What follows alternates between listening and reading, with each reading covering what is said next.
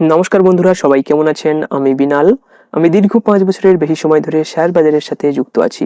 তো আমরা সবাই জানি লাস্ট 1 মাস ধরে মার্কেটে বড় ধরনের পতন হচ্ছে। আর আজকে ছোটখাটো একটা বাউন্স ব্যাক আমরা লক্ষ্য করলাম।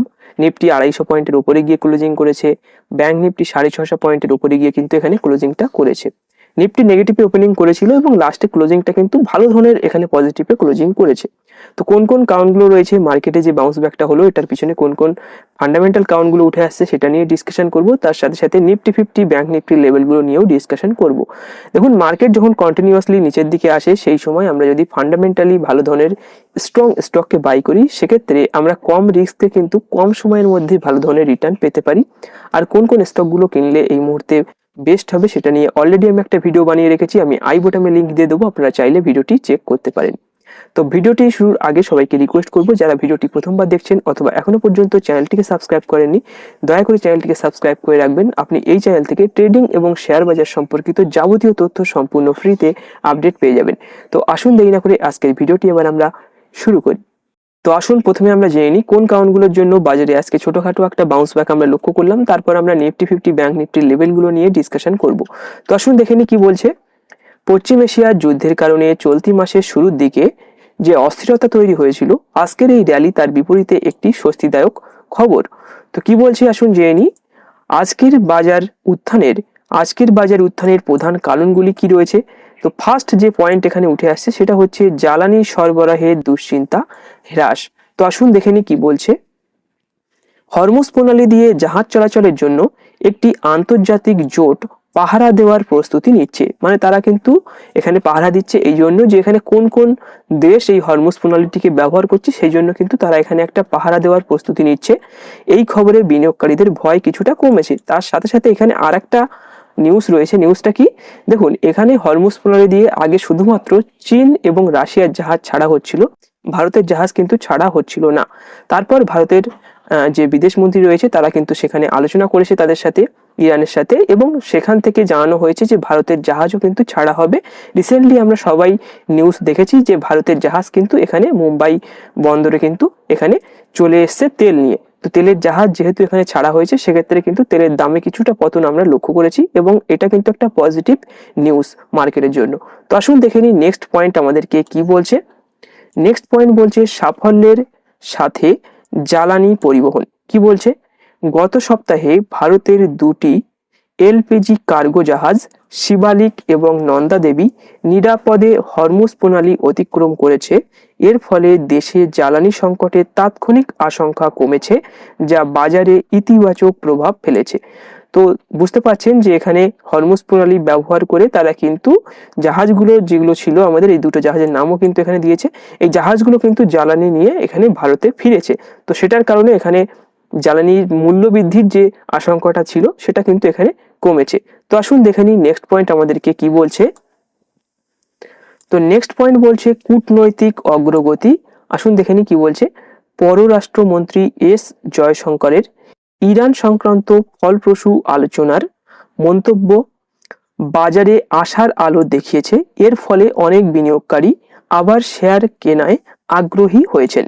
তো এখানে বুঝতে পারছেন যে এখানে কূটনৈতিক অগ্রগতি কে করেছে না এস জয়শঙ্কর, ইনি কিন্তু পরামর্শ দিয়েছেন এবং আমাদের জাহাজ যে ভারতে ফিরছে এটা নিয়েও কিন্তু এই জয়শঙ্কর কিন্তু কথা বলেছিলেন, সেটা কিন্তু আমরা নিউজে সবাই কম বেশি দেখেছি। তো এই নিউজগুলোর জন্য কিন্তু মার্কেটে একটা পজিটিভ মোমেন্টাম আমরা আজকে লক্ষ্য করতে পেরেছি। তো আসুন দেখে নিই নেক্সট পয়েন্ট আমাদেরকে কি বলছে। নেক্সট পয়েন্ট বলছে শর্ট কভারিং ও ভ্যালু বাইং। তো যেটা আমি প্রথমেই বলেছি, কি বলেছে, গত সপ্তাহে নিফটি 5%-এর বেশি পড়ার পর কারিগরিভাবে বাজার ওভারসোল্ড জোনে চলে গিয়েছিল। এর ফলে বড় কোম্পানিগুলোর শেয়ারে শেষ মুহূর্তে ব্যাপক কেনাকাটা বা ভ্যালু বাইং এখানে দেখা গিয়েছে। এখানে বড় বড় যে স্টকগুলো রয়েছে, মানে নিফটি 50 টপ যে স্টকগুলো রয়েছে, এইচডিএফসি ব্যাংক রয়েছে, আইসিআইসিআই ব্যাংক রয়েছে, রিলায়েন্স ইন্ডাস্ট্রি রয়েছে, হিন্দুস্তান ইউনিলিভার রয়েছে। তো আমি কিন্তু আপনাদের সাথে শেয়ার করেছিলাম যে কোন কোন স্টকগুলো বাই করলে কম সময়ে ভালো ধরনের একটা আমরা এখান থেকে মুনাফা পেতে পারি, সেটা কিন্তু অলরেডি আমি আপনাদের সাথে শেয়ার করে দিয়েছিলাম। তো দেখুন এখানে একটা শর্ট কভারিং দেখা গিয়েছে। এখানে এই সমস্ত শেয়ারগুলো যেহেতু ভারতের ইন্ডেক্সকে রিপ্রেজেন্ট করে, সেক্ষেত্রে এই সমস্ত স্টকের ভিতরে যখন পতন হয় সেক্ষেত্রে সবাই কিন্তু একটা ভ্যালু বাইং করে, স্টকগুলো কম দামে পেয়ে গিয়েছে এটা ভেবে কিন্তু তারা একটা বাইং করার চেষ্টা করে এবং সেটার কারণে মার্কেটে একটা শর্ট কভারিং আমরা আজকে লক্ষ্য করতে পেরেছি। তো আসুন দেখে নিই যে নেক্সট পয়েন্ট আমাদেরকে কি বলছে। নেক্সট পয়েন্ট বলছে বিশ্ব বাজারের ইতিবাচক সংকেত কি বলছে আসুন জেনে নিই। ভারতীয় বাজার চলাকালীন ইউএস ডাউ ফিউচার 140 পয়েন্টের বেশি বৃদ্ধি পাওয়ায় বৈশ্বিক বিনিয়োগকারীদের মনোভাব উন্নত হয়েছে। তো ইউএস মার্কেট কিন্তু এখানে একটা পজিটিভিটি দেখিয়েছে, যেটার কারণে সেখান থেকে একটা পজিটিভ ভাইব আমাদের মার্কেটে এখানে লক্ষ্য করতে পারলাম আমরা। তো আসুন দেখে নিই সেক্টরাল হাইলাইটস কি রয়েছে, কোন কোন সেক্টরগুলো ভালো ধরনের পারফরমেন্স করেছে আসুন দেখে নিই। তো সেরা পারফর্মার কে রয়েছে ইঞ্জিনিয়ারিং সার্ভিসেস, অটো, বিশেষ করে M&M মাহিন্দ্রা অ্যান্ড মাহিন্দ্রার কথা বলা হচ্ছে, এবং মেটাল খাতের শেয়ারে ভালো ধরনের কেনাকাটা দেখা গেছে। নজরে থাকা শেয়ার কি রয়েছে আসুন দেখে নিই। দক্ষিণ এশিয়ায় একটি বড় 4G নেটওয়ার্ক অর্ডার পাওয়ার পর তেজস নেটওয়ার্কের শেয়ার কিন্তু 8% এখানে বেড়েছে। এছাড়া গ্রাসিমের শেয়ারেও কিন্তু ভালো ধরনের লাভ হয়েছে। নিম্নমুখী খাত কি রয়েছে, অপরিশোধিত তেলের চড়া দামের এখনো ব্যারেল প্রতি $100 উপরে চলছে, এটা বেড়ে কিন্তু $125 উপরে চলে গিয়েছিল। তো এটার কারণে এনার্জি সেক্টর কিন্তু এখানে একটা চাপের মুখে রয়েছে এবং আজ এই খাতে বড় ধরনের পতন দেখা গিয়েছে এনার্জি সেক্টরে লাস্ট কিছুদিন ধরে আমরা লক্ষ্য করেছি এক সপ্তাহ ধরে কন্টিনিউয়াসলি উপরে যাচ্ছিল এবং সেখানে কিন্তু একটা প্রফিট বুকিং বেসিক্যালি আমরা লক্ষ্য করতে পারছি। তো আসুন দেখে নিই যে নিফটি 50 ব্যাংক নিফটি আমাদের কি বলছে, কিভাবে ট্রেড করবো, আসুন সেটা একবার আমরা ডিসকাশন করে নিই। তো আমি এখানে নিফটি 50 চার্টটি ওপেন করে নিয়েছি।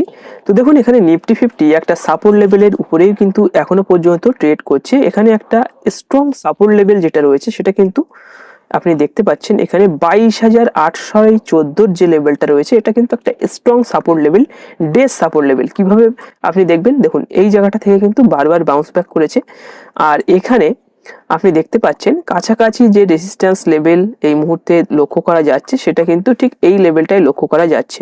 তো আসুন আমরা একবার দেখে নিই যে এখানে ইন্টারডেতে মানে কালকে আমরা কিভাবে মার্কেটে ট্রেডিং করব, আসুন সেটা একবার আমরা এখানে দেখে নিই।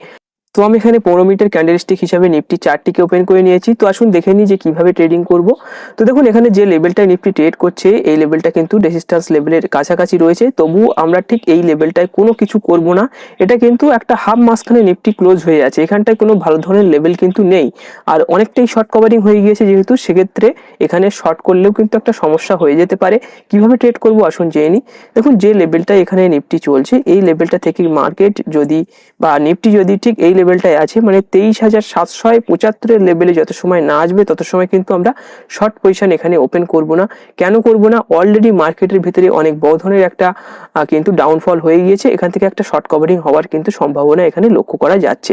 তো দেখুন এই লেভেলটার কাছাকাছি যদি আসে সেক্ষেত্রে আপনি শর্ট করতে পারেন, মানে 23,735 কাছাকাছি রেজিস্ট্যান্স লেভেল রয়েছে এবং সাপোর্ট লেভেল রয়েছে 22,814 লেভেলে একটা সাপোর্ট লেভেল রয়েছে। আদারওয়াইজ এখানেও কিন্তু একটা সাপোর্ট লেভেল এখানটায় রয়েছে। তো এখানে সাপোর্ট লেভেল হচ্ছে 23,000 হচ্ছে সাইকোলজিক্যাল সাপোর্ট লেভেল। তো মার্কেট যদি 23,000 লেভেলে পুনরায় টেস্ট করতে আসে সেক্ষেত্রে কিন্তু এই লেভেলটা থেকে আবার একটা বাউন্স ব্যাক হওয়ার সম্ভাবনা রয়েছে। আদারওয়াইজ যদি এখানে 23,700 লেভেলে আসে সেক্ষেত্রে কিন্তু এই জায়গাটা থেকে একটা নেগেটিভিটি নিফটির ভিতরে আসার সম্ভাবনা রয়েছে। তো কিভাবে ট্রেড করবেন আমি দুটো কন্ডিশন আপনাদের বলে দিলাম, আরো একবার বলে দিচ্ছি। যে লেভেলটায় ট্রেড করছে নিফটি এই লেভেলটা থেকে যদি 23,700 লেভেলে আসে এখানে কোনো নেগেটিভ কন্ডিশন তৈরি হয় সেক্ষেত্রে কিন্তু এই লেভেলটা থেকে আমরা শর্ট করব। আদারওয়াইজ নিফটি যদি 23,000 লেভেলে আসে বা 23,100 লেভেলের কাছাকাছি আসে সেক্ষেত্রে কিন্তু এখানে যদি কোনো পজিটিভ ক্যান্ডেলস্টিক তৈরি হয় সেক্ষেত্রে কিন্তু আমরা কল সাইডে এন্ট্রি করতে পারি। তো আসুন দেখে নিই যে এখানে ব্যাংক নিফটির ভিতরে কিভাবে আমরা ট্রেডিংটা করব। তো আমি এখানে ব্যাংক নিফটির চার্টটি ওপেন করে নেব। তো আমি এখানে ব্যাংক নিফটির চার্টটি ওপেন করে নিয়েছি। প্রথমে আমি ডেইলি ক্যান্ডেলস্টিক হিসেবে ব্যাংক নিফটির চার্টটি ওপেন করে নেব। দেখুন ব্যাংক নিফটি যে লেভেলটায় ট্রেড করছে এটা কিন্তু একটা সাপোর্ট লেভেলের উপরে এসে কিন্তু ব্যাংক নিফটি ট্রেড করছে। আপনি দেখতে পাচ্ছেন এখানে কিন্তু একটা ভালো ধরনের সাপোর্ট লেভেল এখানে রয়েছে, দেখতে পাচ্ছেন খুবই ভালো ধরনের সাপোর্ট লেভেল রয়েছে। তো এই লেভেলটা থেকে আপনি চাইলে ভালো ভালো ব্যাংকিং যে স্টকগুলো রয়েছে সেগুলোকে কিন্তু আপনি এখানে বাই করতে পারেন। ভালো ধরনের সাপোর্ট লেভেলে কিন্তু এখানে ব্যাংক নিফটি রয়েছে। দেখুন ব্যাংক নিফটি যদি এখানে এই যে লেভেলটা রয়েছে 53,300 যে লেভেলটা রয়েছে এটাকে যদি ব্রেকডাউন করে দেয় সেক্ষেত্রে কিন্তু আরো নিচে আসতে পারে। আমি লেভেলটা একবার এখানটায় ড্র করে দেবো। তো আপনি এখানে দেখতে পাচ্ছেন। তো আমি এখানে 15 মিনিটের ক্যান্ডেলস্টিক হিসেবে ব্যাংক নিফটি চার্টটি ওপেন করেছি। তো আসুন দেখে নিই যে কিভাবে আমরা ট্রেডিংটা করব। দেখুন যে লেভেলটায় ব্যাংক নিফটি ট্রেড করছে এটা কিন্তু একটা রেজিস্ট্যান্স জোনের কাছাকাছি ব্যাংক নিফটি ট্রেড করছে, আর মার্কেটে অনেক বড় ধরনের যেহেতু পতন হয়ে গিয়েছে সেই জন্য কিন্তু আমরা কল সাইডের এন্ট্রির জন্য অপেক্ষা করব। কিভাবে করব দেখুন, যে লেভেলটা এখানে ব্যাংক নিফটি ট্রেড করছে এই লেভেলটা থেকে যদি এই লেভেলটাকে ব্রেকআউট করে, ব্রেকআউট লেভেলটা আপনি দেখতে পাচ্ছেন 54,700 যে লেভেল রয়েছে, 54,700 উপরে যদি ব্যাংক নিফটি কোনোভাবে ক্লোজিং করতে পারে সেক্ষেত্রে কিন্তু এই লেভেলটা থেকে ভালো ধরনের একটা এখান থেকে পজিটিভিটি ব্যাংক নিফটির মধ্যে আসতে পারে। 54,700 উপরে গিয়ে কিন্তু আমরা কল সাইডে এন্ট্রি করতে পারি। আদারওয়াইজ ব্যাংক নিফটি যদি নিচে আসে, এখানে যে লেভেলটা রয়েছে আপনি দেখতে পাচ্ছেন 53,300 লেভেলটা যেটা রয়েছে, এই লেভেলে এসে যদি কোনো পজিটিভ ক্যান্ডেলস্টিক তৈরি করে সেক্ষেত্রে কিন্তু আমরা এখানটা থেকেও একটা কল সাইডে এন্ট্রি করতে পারি। তো আশা করি আপনি বুঝতে পেরেছেন যে নিফটির ভিতরে আমরা কিভাবে ট্রেড করব, ব্যাংক নিফটির মধ্যে কিভাবে ট্রেড করব, ওভারঅল মার্কেটে কি সিনারিও রয়েছে, সবকিছু আজকের ভিডিওতে ডিটেলসে ডিসকাশন করলাম। তো আজকের এই ভিডিওটি এখানেই শেষ করব। ভিডিওটি ভালো লাগলে অবশ্যই ভিডিওটিকে লাইক করবেন, বন্ধুদের সাথে শেয়ার করবেন, এবং আপনি যদি আমাদের ইউটিউব চ্যানেলে প্রথমবার ভিজিট করেন সেক্ষেত্রে অবশ্যই চ্যানেলটিকে সাবস্ক্রাইব করে পাশে থাকবেন। ধন্যবাদ।